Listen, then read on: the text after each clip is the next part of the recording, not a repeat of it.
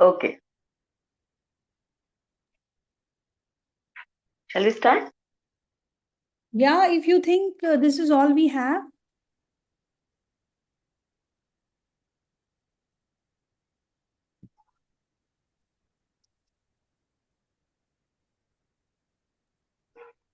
I think Yes. we should start. Yes. We start? Okay, cool.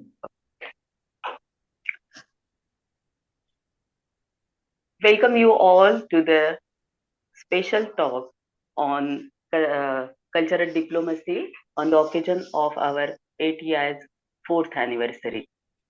I request Kaustubh sir to speak some words on this occasion. Good afternoon, everyone. So on 22nd of August, Applied Theatre India Foundation has completed 4 years. It's been a very interesting journey, roller coaster rides.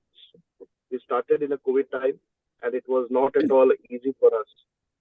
But when we look back to what different things we have gone through, I think it's been a very interesting journey for all of us.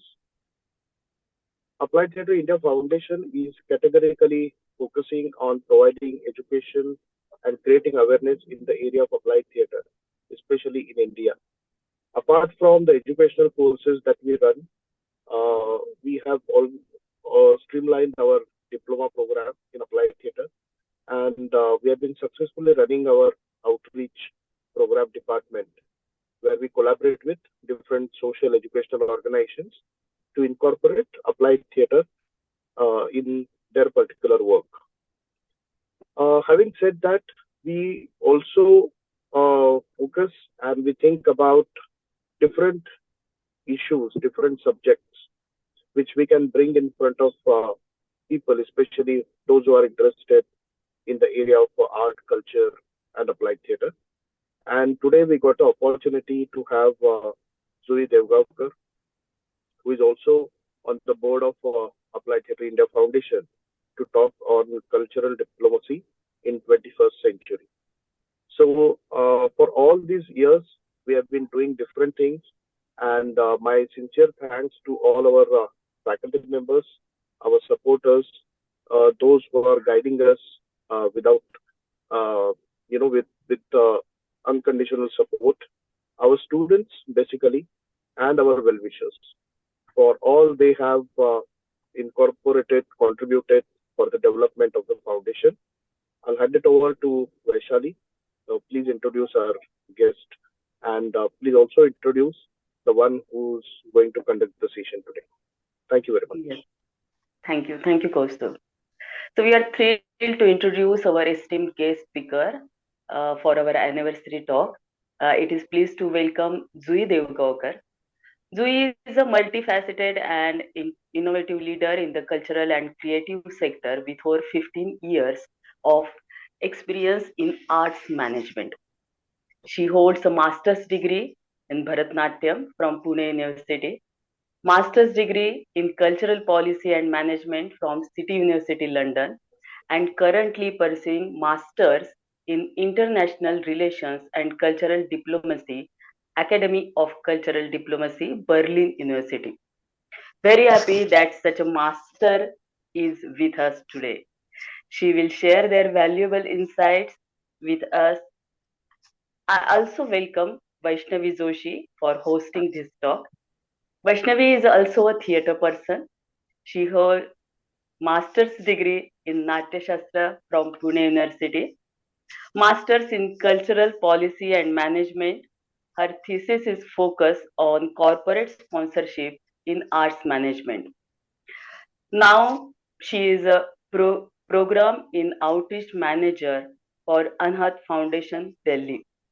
We are honored to have both of them join us on this special occasion and look forward to an enlightening and engaging talk.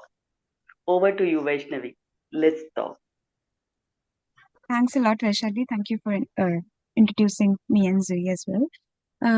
Okay, So I think if everybody is here, we can start today's session. Without taking much of the time, I would directly ask Zui to kindly share her opinions, share her thoughts, and begin with the talk straight away. Over to you, Zui. Thank you, Vaishnavi, and thank you, Vaishali, for your kind introduction. It gives me great pleasure to be part of the 4th anniversary celebration of Applied Theatre India Foundation. I thank ATI Foundation and Kaustubh for inviting me for this talk. The presentation and the talk will focus on the history, evolution, and practice of cultural diplomacy in 21st century. The second section of the talk will focus on global conflict and the practice of cultural diplomacy in conflict zone, and applied theatre as one of the strategies of cultural diplomacy that can be implemented in the war-torn regions of the world. So if I may have the first slide.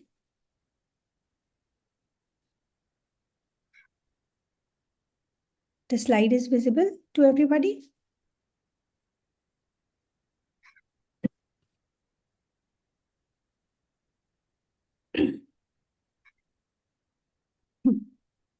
Excuse me. No, it is not visible.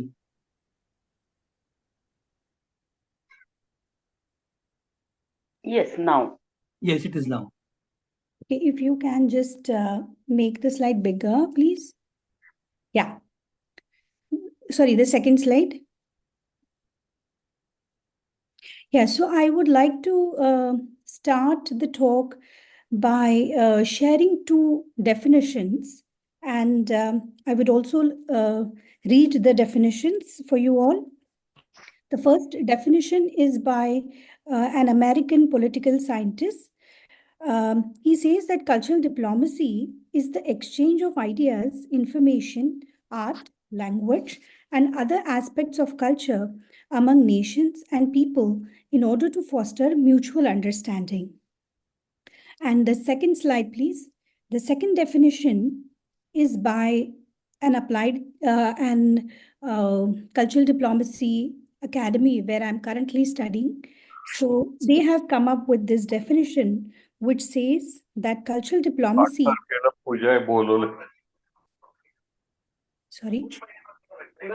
Raju. Excuse me, sorry. I please request everybody to kindly mute.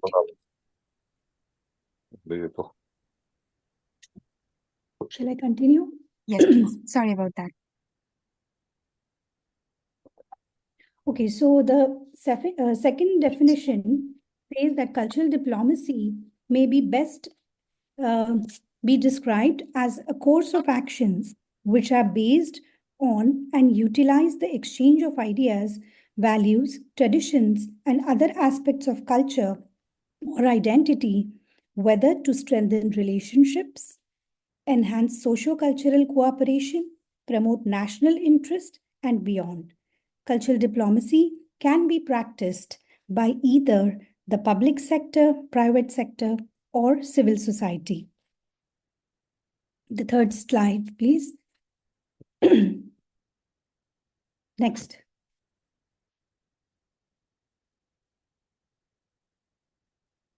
History and evolution of cultural diplomacy. The term cultural diplomacy has been coined in the mid-20th century and began to gain prominence in the 1950s and 60s during the Cold War era. However, the concept itself has roots that go back much earlier.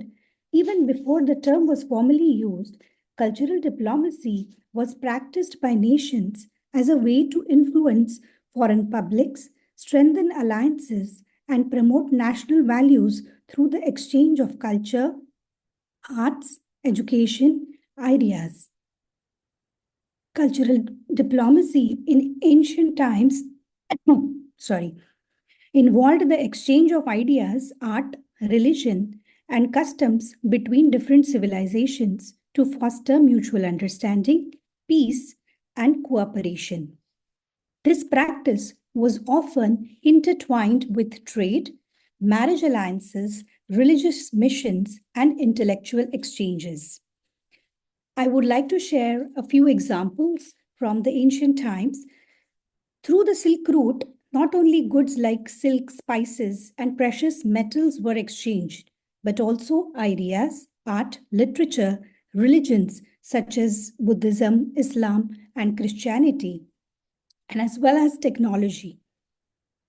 Cities along the Silk Route, such as Samarkand and Bukhara, became melting pots of culture where people from diverse backgrounds interacted. King Ashok of the Mauryan Empire in India, after converting to Buddhism, became a patron of the religion and decided to spread its teaching across Asia. He sent missionaries to various regions in Central and Southeast Asia to spread the teachings of Buddha. These missions not only propagated Buddhism, but also facilitated the exchange of cultural and intellectual ideas. The Romans and the Persians, who were often in conflict, also practiced cultural diplomacy by engaging in cultural exchanges. For example, the influence of Persian art and architecture can be seen in Roman mosaics, in the church domes in Greece and Italy. These examples demonstrate that cultural diplomacy in ancient times was an important tool for building bridges between civilizations, fostering peace, and promoting exchange of ideas and knowledge across vast distances. Now let us come to the Cold War era, which was in the mid-20th century, when the term cultural diplomacy was coined after the World War II and during Cold War era. Culture was used as an instrument to fight ideological war and for influence. The bipolar world then was dominated by two superpowers, the Soviet Union and the United States. Each superpower had its distinct ideology, political and economic system, and cultural values. Both the blocs aimed at winning the hearts and minds of people globally and shaping their perceptions without military confrontation, and therefore blended culture with politics. Next slide, please. Yeah. Sorry, keep it on the purpose, the earlier slide, sorry. Yeah, so the purpose and objective of cultural diplomacy is clearly mentioned in the slide, and I'll give 20-30 seconds for you to just go through it, and I'll take a little break.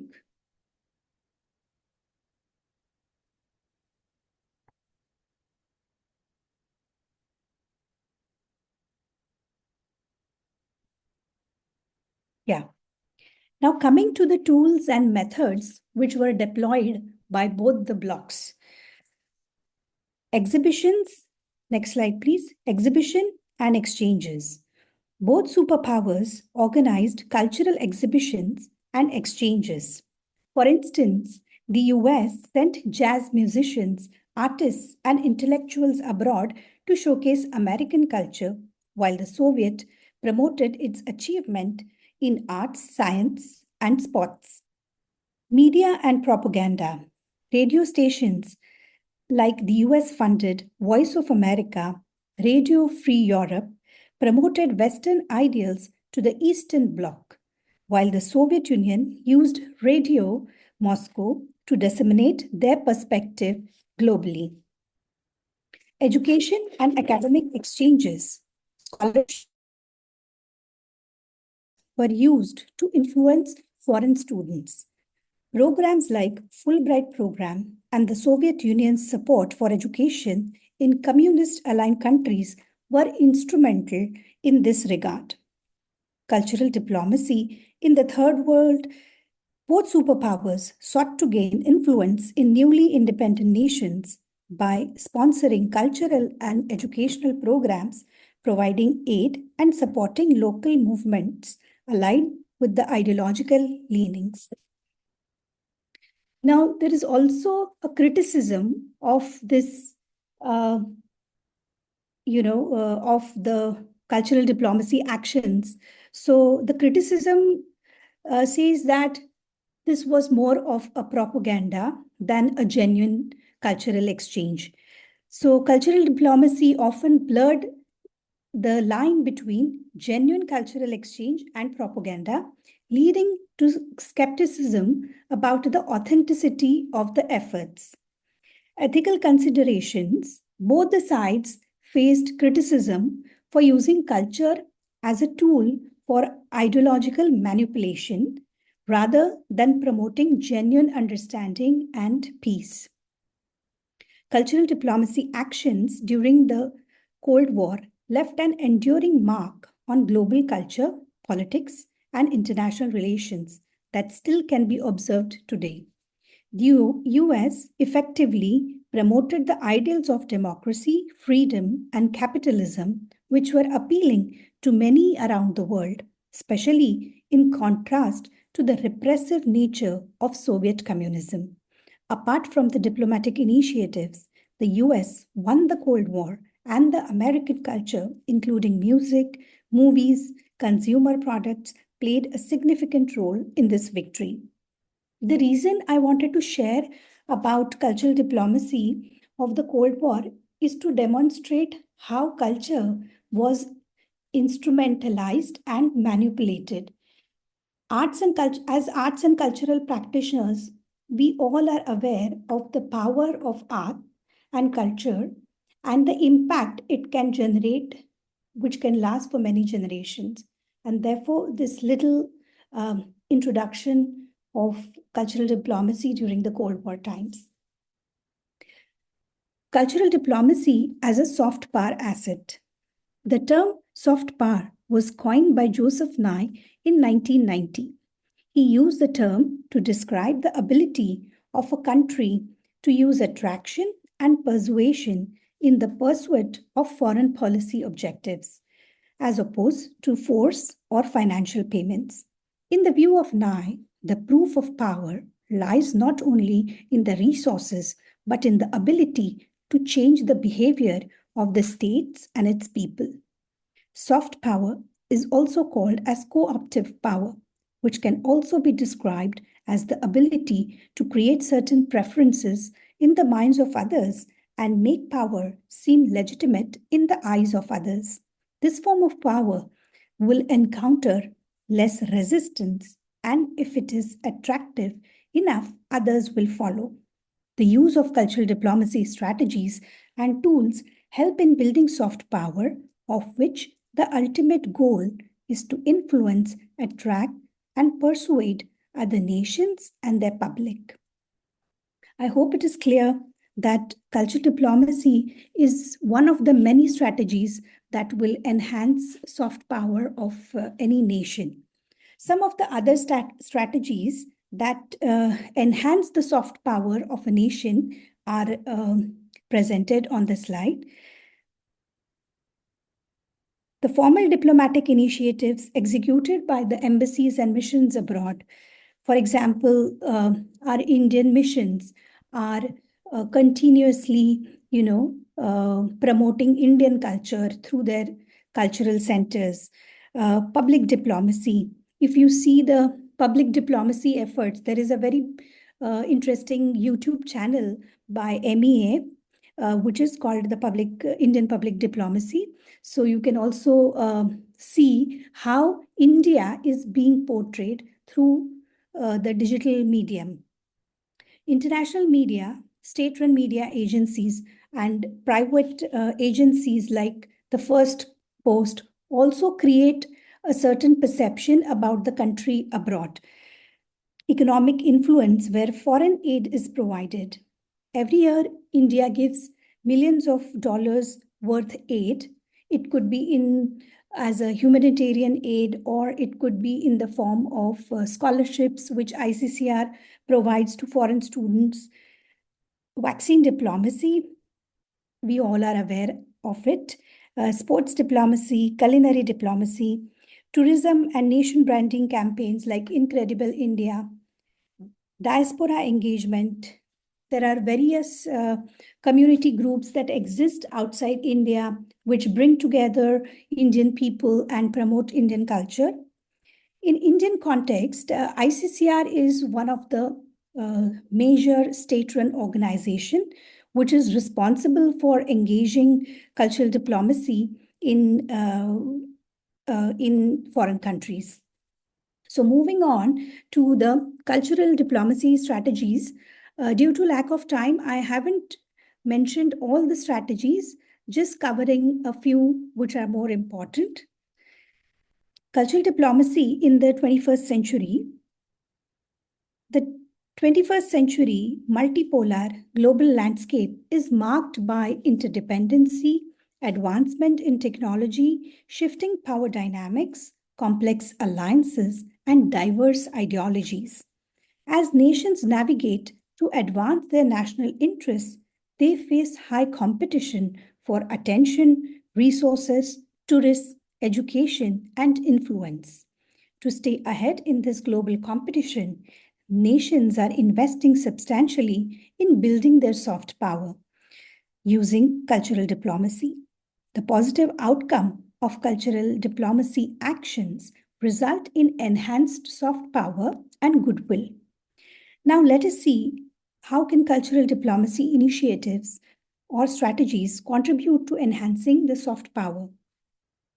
Cultural exports encourage the global distribution of films, music, literature, and art that reflect the nation's cultural heritage. This includes supporting artists, filmmakers, and musicians in showcasing their work internationally. The second one, cultural exchange programs, programs that allow students, artists, and professionals to study abroad, fostering cross-cultural understanding and building long-term relationships.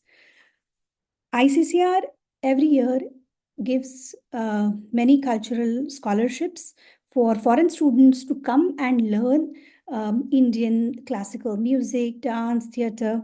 So that's a very, very big part of cultural exchange program between India and the foreign students. Festivals. Festivals have become a global phenomena in 21st century and play a significant role in cultural diplomacy, serving as a platform for international cultural exchange and mutual understanding. Festivals such as Sydney Festival, Venice Biennale, the Edinburgh Fringe, Sharjah Biennale, Rio Carnival are some of the major festivals that attract a huge number of artists and audiences across the world to celebrate the human spirit and creativity. In India, festivals like ITFOC, Jaipur Lit Fest, Attakalari Biennale, Serendipity Arts Festival are some of the examples of the international festivals who bring in international artists as well as showcase Indian artists. Language promotion. Teaching national language abroad makes the language and culture more accessible to the global audience. ICCR has established Hindi language chairs in many universities abroad.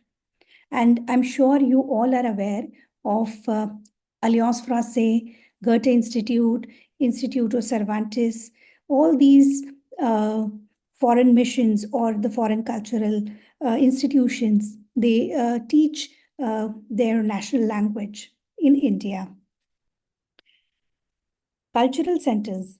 Cultural centers abroad can host events, exhibitions, and discussions to educate foreign audiences about the country's history, culture, and current affairs. Currently, India has 37 cultural centers abroad, and similarly, in India, we have Instituto Français, Instituto Cervantes, the British Council, the Japan Foundation, the Korean Cultural Centre, and a few more.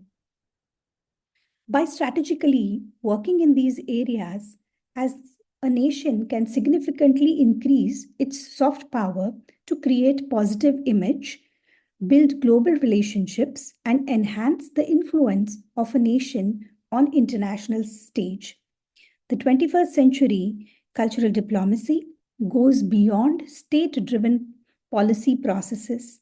It engages a wide range of non-governmental actors such as artists, curators, journalists, teachers, lecturers, students who support or amplify these processes, differentiating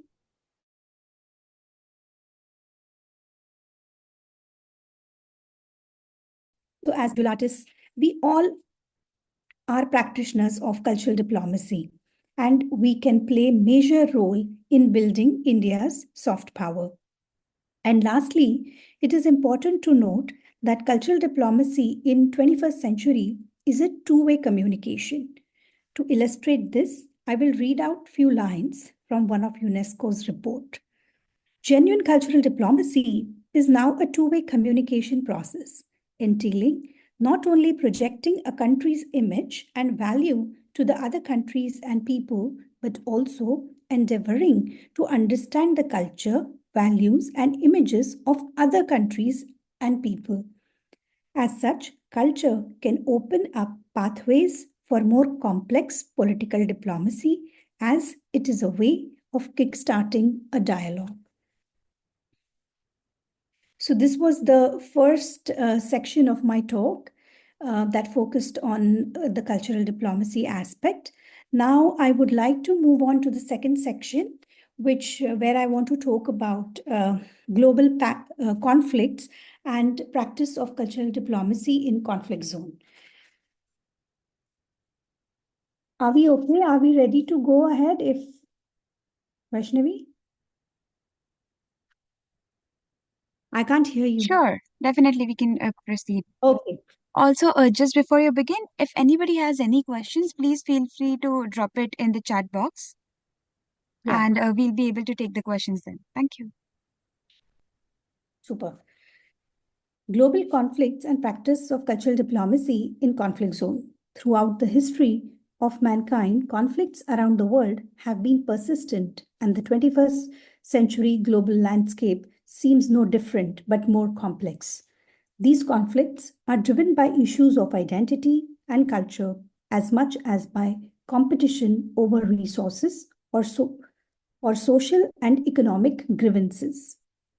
According to the Global Conflict Tracker, a very, very interesting website, I would urge all of you to, look at it. The Global Conflict Tracker currently lists 28 active global conflicts, and 17 of them are worsening. The nature, dynamics, and causes of these conflicts make it complex to resolve as multiple actors are at play. It is tragic to know that only one conflict out of the continuing 28 conflicts is improving. The struggle of the people is ongoing. Peace seems far-sighted, but hope is the pillar that holds up the world. Hope is the dream of a waking man, says the Roman philosopher Pliny the Elder. Preventing further loss of life, alleviating the sufferings of the people, resolving the conflict, and restoring the rights and dignity of the citizen is the most urgent need. It is essential to resolve global conflict to ensure a stable, peaceful, and prosperous world. If the primary objective of cultural diplomacy is mutual respect, bridging cross-cultural divides, promoting understanding of cultures, exchange of ideas, and facilitating a dialogue, then the next question that comes to my mind is, can cultural diplomacy be used as a tool in peace building and reconciliation in conflict zones? If yes, and how? And what are the cultural diplomacy strategies that might be effective?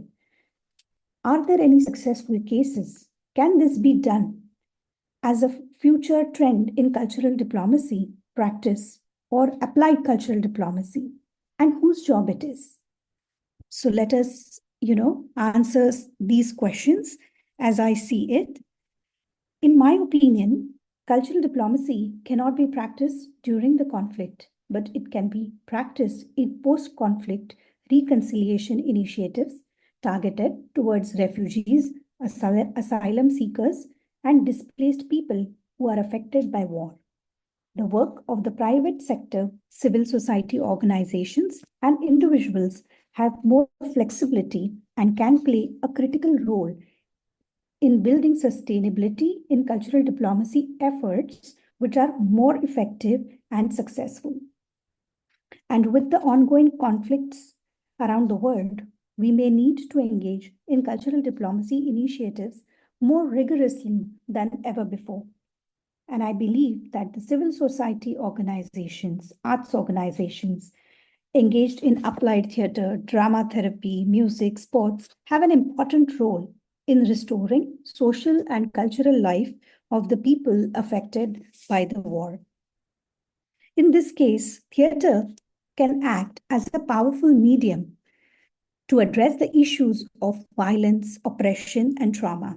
Theater can serve as a medium to voice the concerns, fears, and hopes of communities affected by the war and conflict. The role of applied theater, as I see, is to offer psychological support. Theater provides a space for individuals and communities to process trauma, grief, and loss.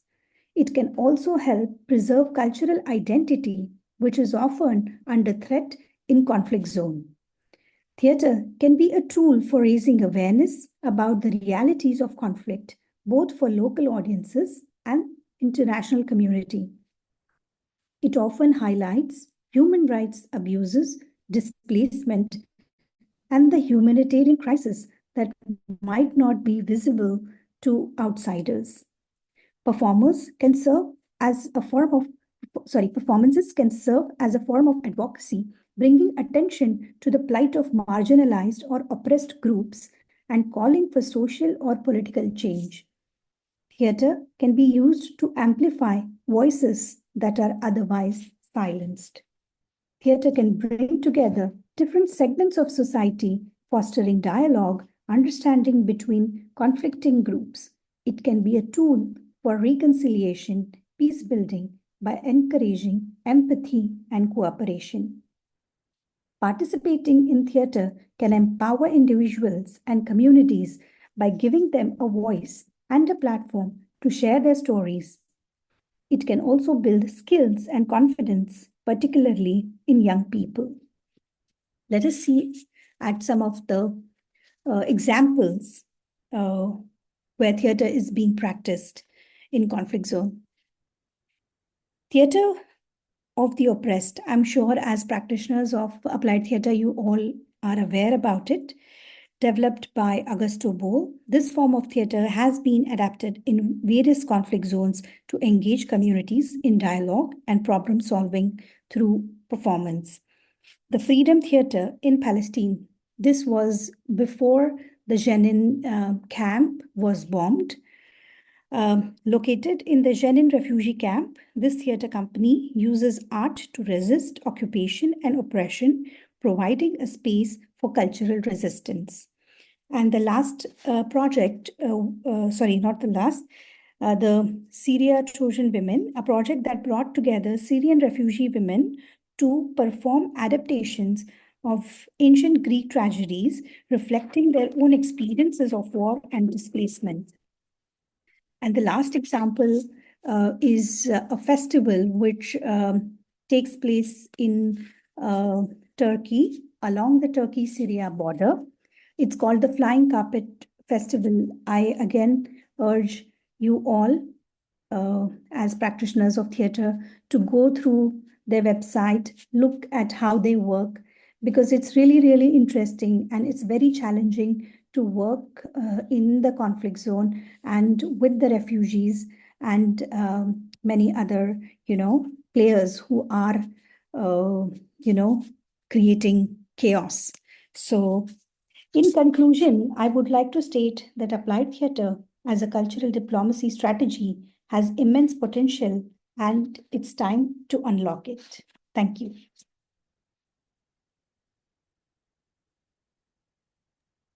Thanks a lot, Juee. That was definitely very enlightening.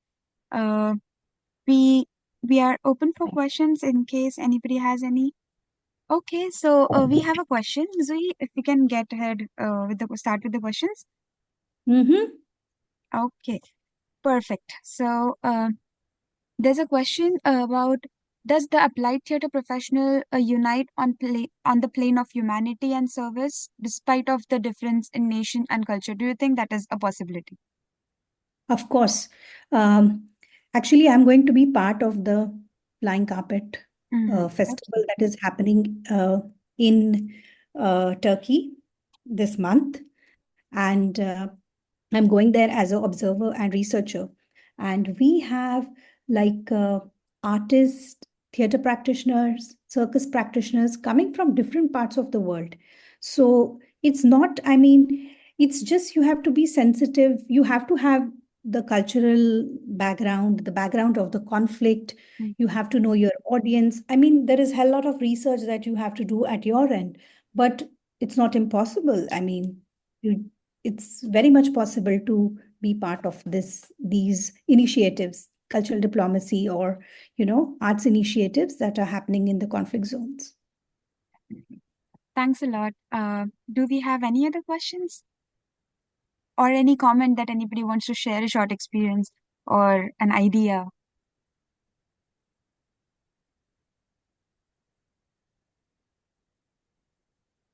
Okay, if not, I do have I have a few question. questions. Okay, please go ahead. This Flying Carpet festival, Yeah. which conflict is it addressing?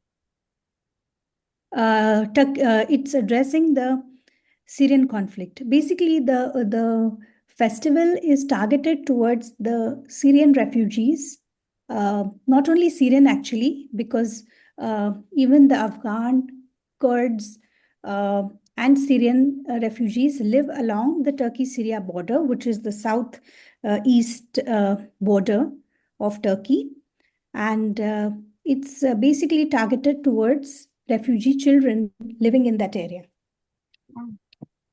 Is ISIS anywhere involved in this as a target? No. Islamic State. But the target audience is basically children. We are not dealing with any political or any, they are not our targets. But then how does it become an example of cultural diplomacy? So cultural diplomacy, as I said, it's not,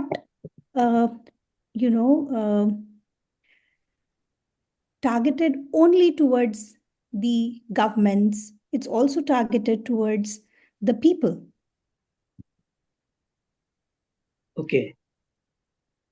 And as I said, it can be practiced by the public sector, by the private sector, by the civil society organizations like UN. We all are aware of the work that UN has been doing. So this could be an international effort that is being manifested as a festival. Yes. Okay. And it's a non-political organization. It's an NGO. So basically, when you're working in conflict zone, it's very, very important to have the local knowledge. So you can't just go and, do your stuff.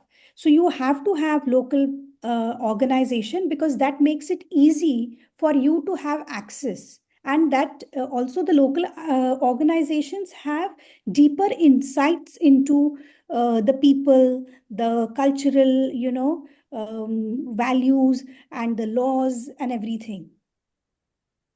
And I mean, diplomacy, even though it is a two-way street, in most of the cases, it's a one-way street from a country to another country. Now, in this case, which is the from?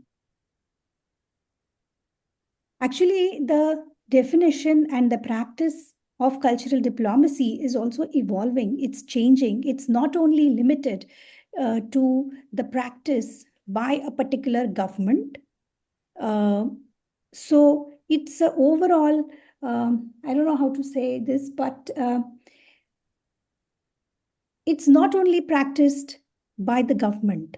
That is what I would, it's practiced. There are multiple players now who are involved in practice of cultural diplomacy. Would Yeah. Red Cross be considered cultural diplomacy? Well, because they are working in the health sector, you can say that they are involved in health diplomacy.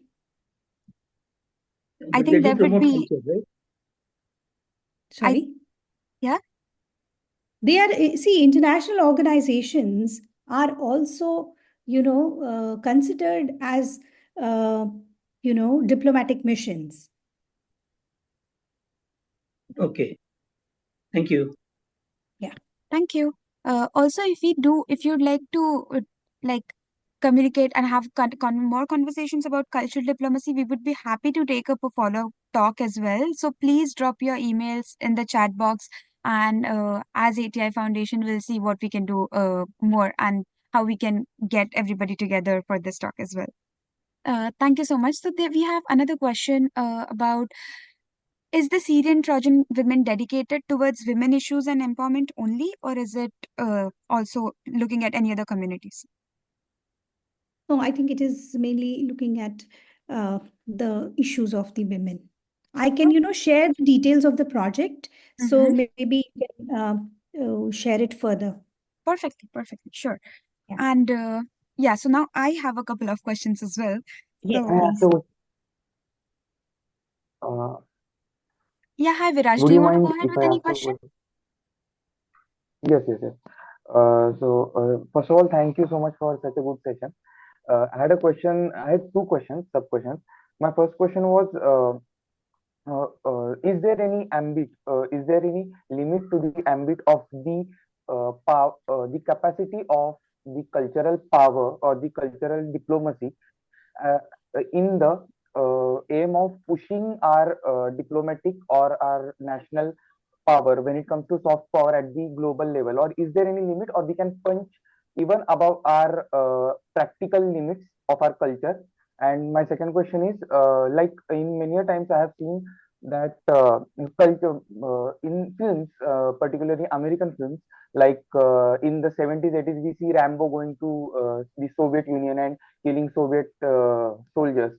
So this has been many a times shown to downgrade the image of other nations. So are there any examples where it has been used to used to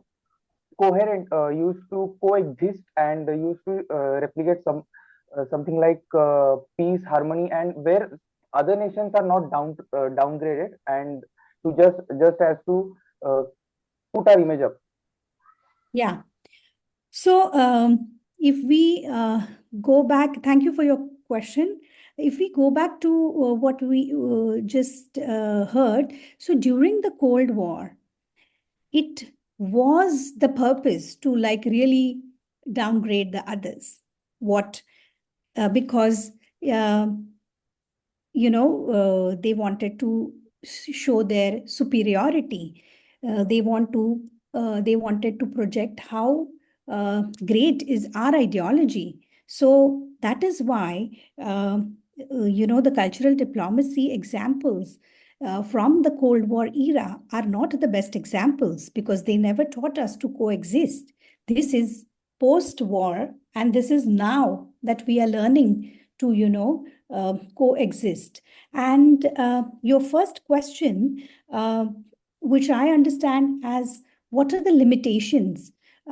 So it's, I think, projecting our national interest is not a bad idea, but it's also about how you do it. So I think it's important to be, sensitive. Suppose, for example, like I was posted in Tajikistan, which is a Muslim country, and there is no harm in talking about Ramayana and Mahabharata in Tajikistan, as far as you respect the values, the religion. There is no harm in sharing about where you come from, what your religious values are, what your cultural values are. So it all depends on how skillfully and without hurting the feelings of others, you're able to communicate what you need to communicate. So there is no like like no limit to what you can show, what you can't show. All right. Thanks a lot. Now coming to applied I hope theater. I have answered your question, whoever asked it. Viraj, Viraj. did you get your answer? Yes. Thank Yeah, you. okay, that's great.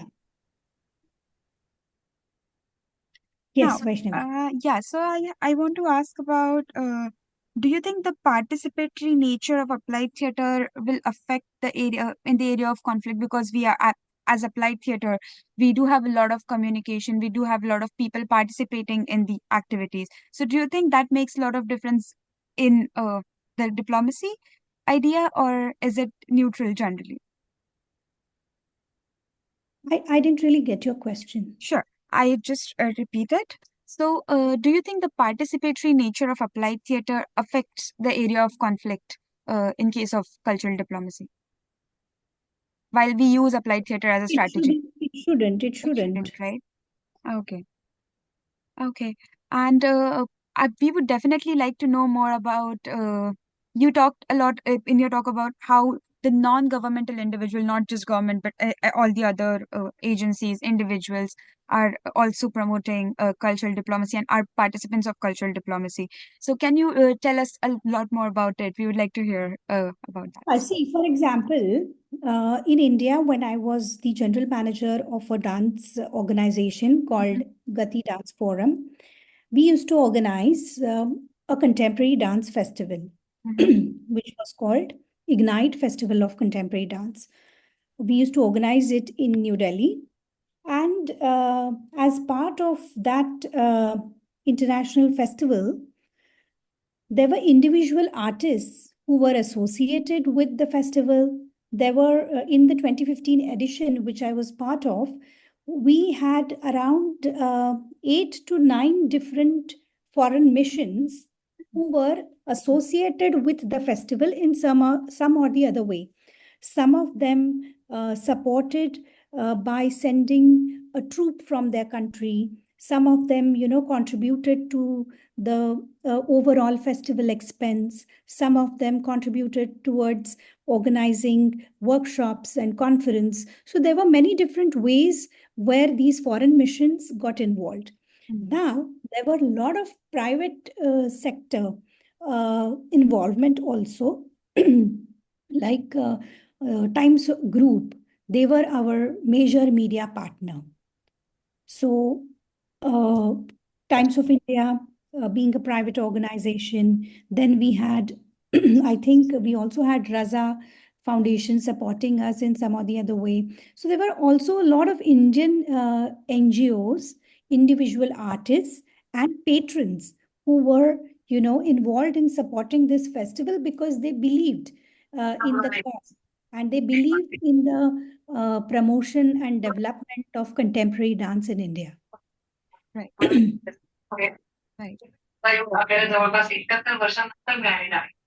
Sorry, somebody's mic is switched on.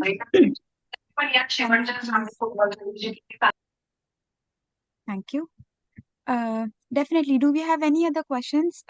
Zoe, actually, you gave a very good example about how a festival can be an example of cultural diplomacy, which is being conducted in India, but also there are a lot of people associated with it and contributing to the cultural exchanges and cultural ideas exchange as well.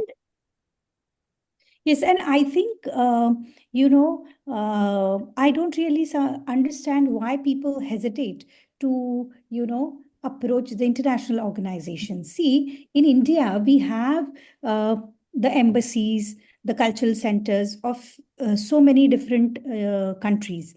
So if you have a great project, if you want to collaborate with a foreign, say an artist from Germany, I'm sure you can approach write to the ambassador or, to the Goethe Institute director, and, approach them with your project, present your idea. They are open to, listening, and they are, if they can support, if it falls in the purview of their work, I'm sure, there is a possibility. So I think it's important to,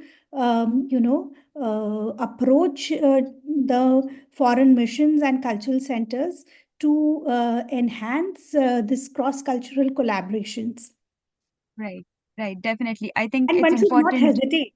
Yeah, one should not hesitate I at all. definitely think that, and thank you so much for throwing light on this. I think taking the first step is always the like Yeah, priority. because unfortunately, in India, we don't have a robust infrastructure that will support arts.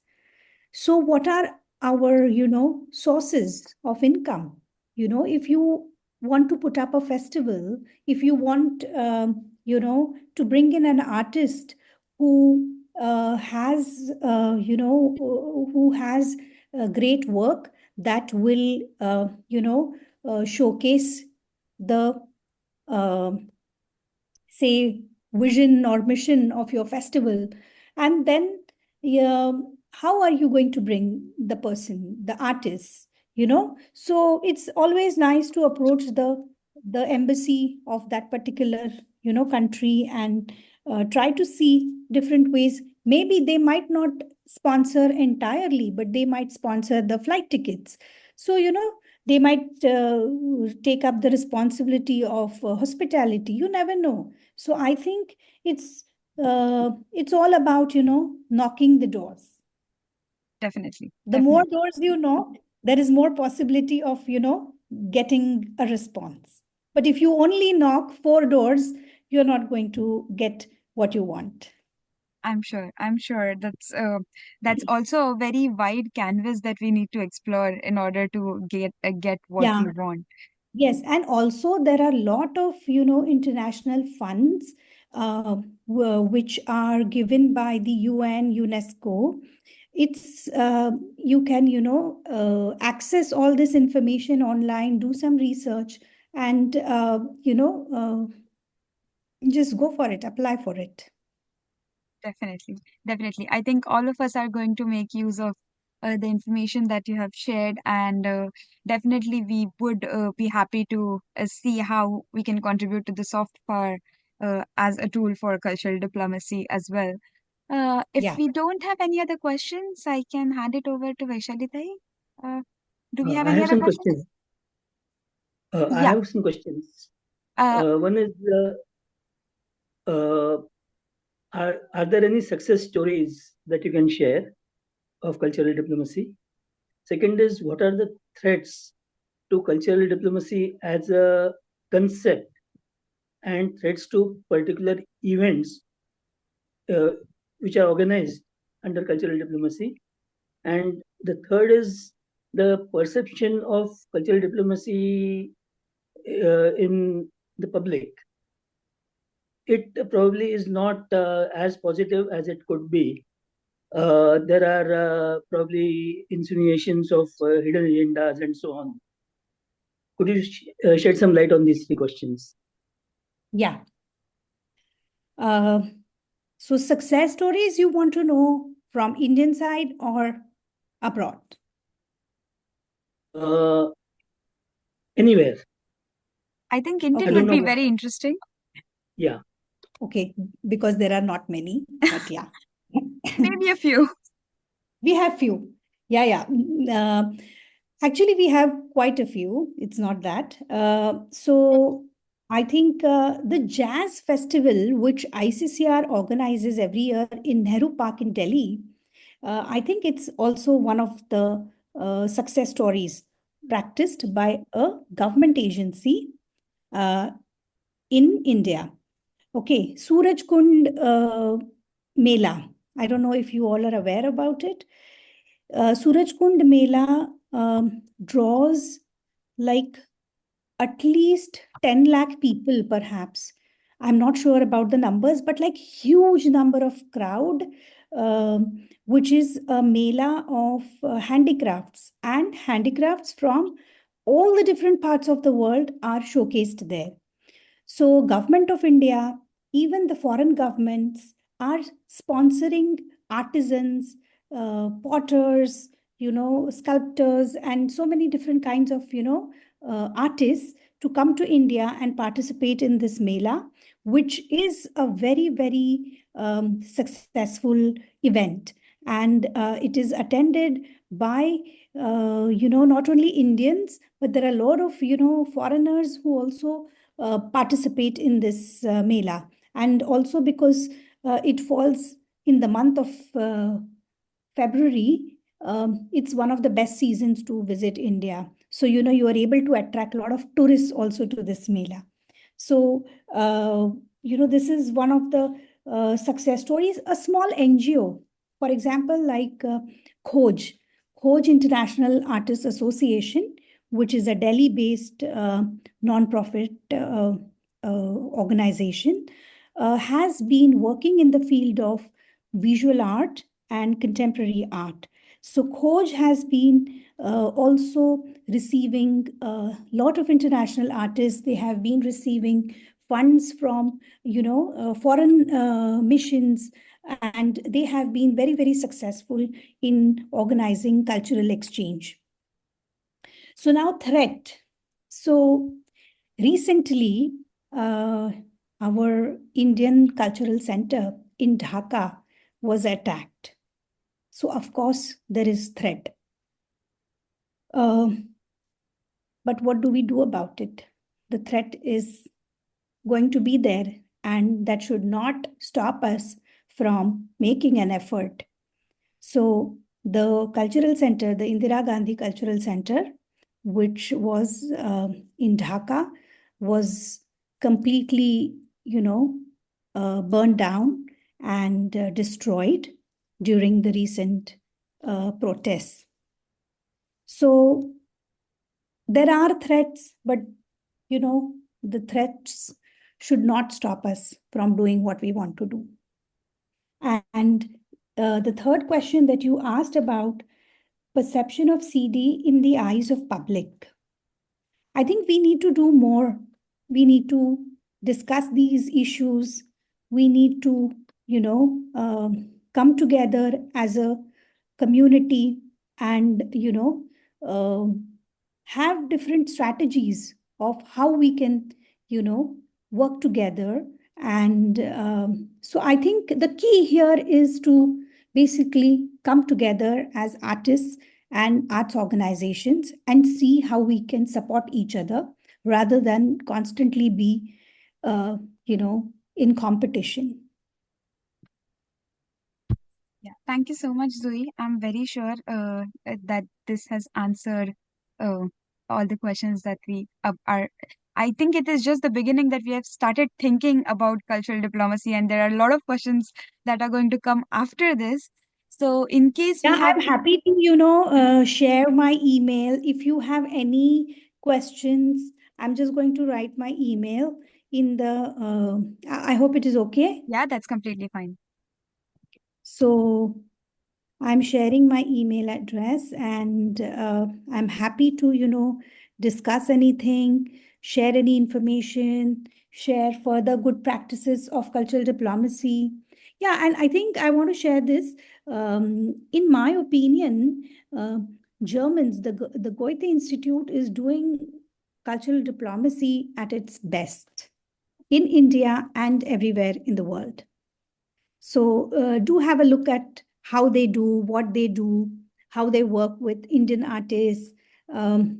So it's very, very interesting, the kind of work that they do. And they are like really, they produce some of the really cutting edge performances or, workshops, conferences. They do amazing work. Sometimes I think they discover they really give platform to the Indian artists who otherwise have not, been given a chance to shine because of lack of resources and many other things. So, yeah. that could be a great example or a case to look at. I think we all will definitely have a look at it. Yeah. Yes, as sorry, we are running very short on time. This is a very vast topic to speak about, and I'm sure all of us are very interested. However, we look forward to host some other talk as on the same topic, more deeper for everybody who is interested. For now, I Yeah. am handing it over to Vaishali Tai.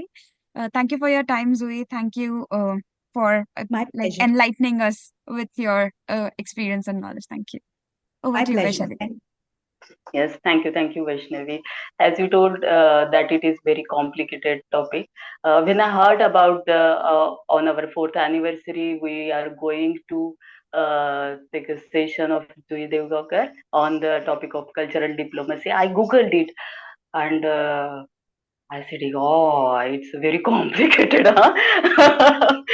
So, but now, as you talk about it, Zvi, we get a clear idea about cultural diplomacy and how it works for us also.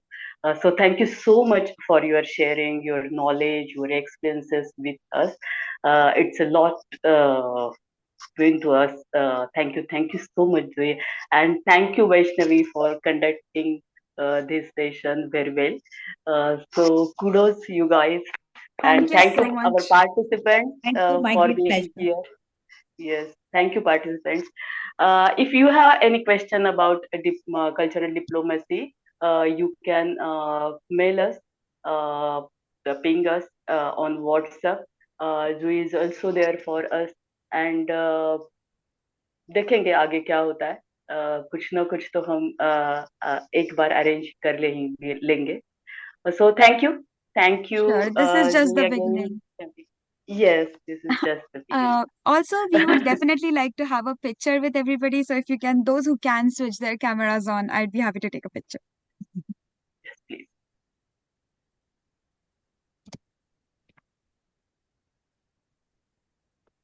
Thank you so much. Thanks a lot. Maybe now you can take a picture. Yeah. Thank you. Thank you so much. Thanks a Okay, is lot. Kaustubh still around? Any comment and from him? Maybe he's not there. Yeah, I think so. I think it's Yes, Kaustubh is not here. Yes, anybody? Darshan? Deepa? Thank you. Thank you for the wonderful session, Julie. Very Thank informative. You've given us food for thought to think on these lines. Like you rightly said, many of us may not give it a thought, but you have created that interest. Thank you so much. Thank you. My pleasure. My pleasure. Thanks. Thank you so much, Okay. Julie, for introducing us to this very important aspect. And kudos to you, the work you are doing in that area and contributing your best in that. Thank you so much for everything. Yeah, I think I will be really happy once I come back from the Flying Theatre Festival. If Yes. people who are interested in knowing more about, the work that happens in the conflict zone, I would be happy to, share about it. And I think towards the end of it's a 12-day project. So we will come up with a dossier or a report or something like that. And I will be very happy to share that with you because, I think we need more people who can work in this field and who will not fear. I mean, I'm absolutely fearless when it comes to, going to the conflict zone. What can happen, क्या ही होगा एक ही तो Yes. जिंदगी मिलती है ना तो जितना कर सकते हैं उतना करेंगे definitely. so yeah so we can also connect in the month of October, say post mid-October, to talk about it. How was the experience and all? It need not be a very formal talk, but if you are interested, I'll be happy to share my experience with you all. Yes, great. Great. Okay, thank you. Thank you, Juee, ATI Foundation. Yes, Hello. yes. Oh, Tell me. hi, hello, Juee. Juee. I just want to give a comment. Yeah. It's really Yeah, a burning topic, I felt actually, after listening to your inputs and insights. Look, I never think about this way actually. This is my first time hearing the word cultural diplomacy and all the, context you are saying. I'm looking forward to knowing more depth and deeper understanding. If really we, as an artist, we have to put ourselves here to, to take it forward. Yeah, Thank you so much. my pleasure. Juee, Thank you. yeah. त्याला heart attack घेऊन गेलाय माझ्या मित्राला हो सांगितलं Yes, Bhagyashree.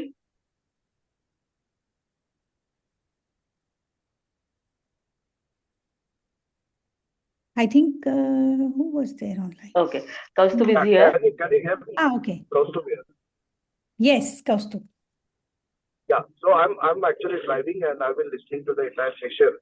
Little bit of on and off due to the network, but I think we are at a very right time to introduce this word cultural diplomacy to all of us, including me, because the way we are progressing, like the way country is progressing, cultural diplomacy and soft power, the things will going to matter a lot when somebody decides to work in the area of art and culture.